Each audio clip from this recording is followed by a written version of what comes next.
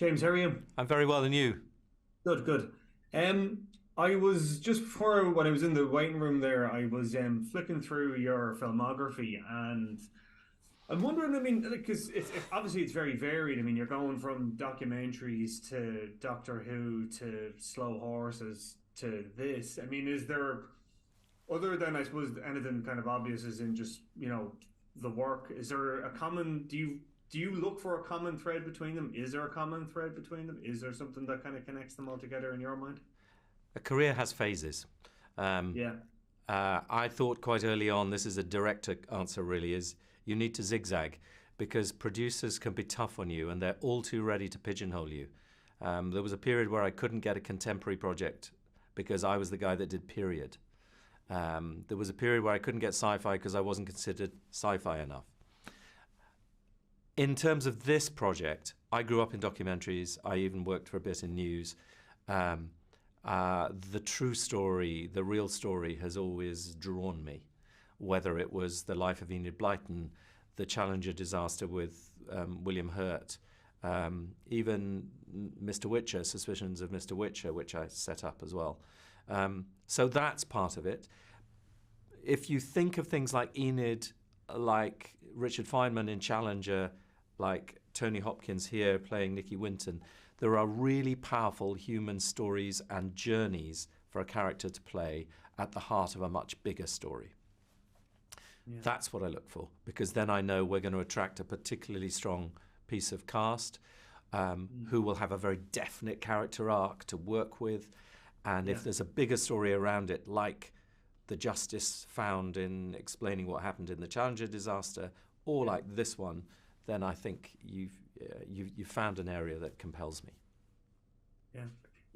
Sorry, you mentioned cast there. I'm wondering. I mean, obviously, and I was talking to when I was talking to Johnny about this. I mean, obviously, Anthony Hopkins is such a sort of he's such a well-known actor and he has such a kind of a particular kind of, cadence and way of performance and all the rest of it. I mean, do you try to match when you were casting for the younger version? I mean, did you look at, was there any kind of, I suppose, criteria that you were looking for? I mean, was it they had to look physically like young Tony Hopkins, or was it a case of had to match his rhythm, or what was it? Well, there has to be some sort of physicality because obviously people change, but an audience is going to go, he doesn't look anything like him, is going to be one of the problems. And so just the very basic build and stockiness and presence was important. Um, Yeah. Eye color you could change if you had to. As it happens, they both have very blue eyes. If you know and meet Mm. Johnny, of course, you see this kind of blonde rock and roll star as he is, rather than this very dark, well coiffured, bespectacled stockbroker. So you've got to see through that. I knew Johnny as an actor anyway, and I knew that he'd bring the intensity. I knew that he'd be able to manage the restraint that we wanted to bring the character. And honestly, I knew he'd bring the respect for Tony and be excited about working alongside Tony, which indeed he was. Mm. I mean, beyond obviously the source footage from That's Life, I mean, when you were in pre-production for this film, I mean, are you one of these directors that watches films in pre-production to kind of give you a sort of a visual kind of sense? And if so, what were you watching? Yes, and they can be very sideways films. So obviously, you need to watch things that touch this territory, whether it's The Pianist or Schindler's List. I also watched Sophie's Choice, which was a film I remember from the 80s, was one of the films that compelled me to do what I do. Actually, with huge respect to everybody that made it, it hasn't dated terribly well. It was useful because it crosses two time zones as well. So I wanted to look at how that was done. There's another film more recently set in the Balkans called Quo Vadis Aida, which tells the story of refugees and refugees in the camp, and it also has an aftermath to it. It had a much more rooted verite sort of feel. So I wanted to bring some of that into the world of a Schindler's List. I wouldn't pretend to be making Schindler's List.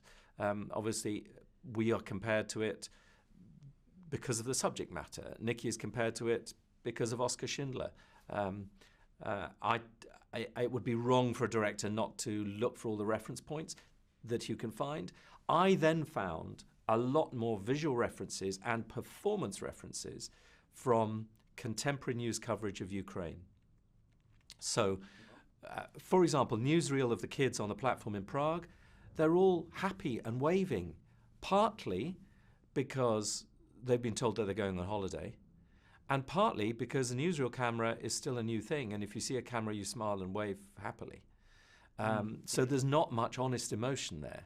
Ukraine, obviously, there's footage from phones and photojournalists. I've recreated certain images of a hand over a hand on the glass window. Those come direct from pictures of families saying goodbye to each other just 2 years ago.